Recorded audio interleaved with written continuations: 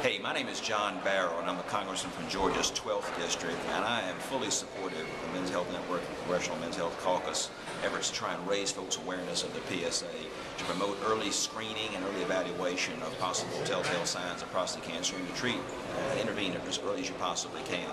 I'm extremely disappointed and opposed to the recommendations of the Preventive Services Task Force, which I think is approaching this. If you look at it, if you try and imagine where they're coming from on this, I think their attitude is that in terms of the population as a whole, there may not be any difference between waiting and treating serious cases that turn out to be cancer and treating and diagnosing all these cases early on that turn out not to be cancer. If you kind of weigh these things in the balance, you may think that from a certain mathematical or economic point of view that it's kind of a wash one way or the other. But I can tell you, if you're one of the individuals involved, you don't see a doctor to treat yourself. You don't go to a doctor to treat a population.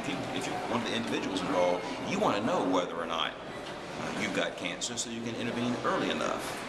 It's a little bit like playing Russian roulette with a gun. If that gun's got 12,000 chambers in it, having one bullet in a gun with 12,000 chambers in it is one level of risk. But if it's a gun that's got 6 chambers in it, you got a bullet in it, you want to know whether or not you're playing with a 6-chambered revolver or a 12,000 chamber revolver. It makes a huge difference in terms of whether or not you're willing to accept the risk that other folks are willing to impose on a population as a whole. We go see doctors to treat individual conditions, and that's how we need to evaluate the importance of early screening and early intervention. The great thing about prostate cancer is it is so slow growing that if you discover that you've got it early enough, you can get it before it does you any real harm.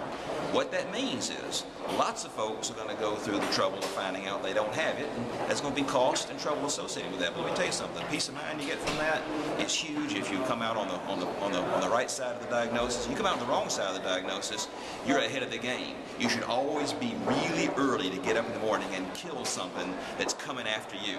If it's coming to kill you, you want to get it first. And that's why I think early screening, early detection is all about. Nature gives us this great advantage in this case, in this kind of cancer, that we don't get in so many others that work their heartache on folks without any real chance to fight back. We can get this cancer early enough, but only if we screen and take advantage of the early detection techniques that are out there. So I'm fully supportive.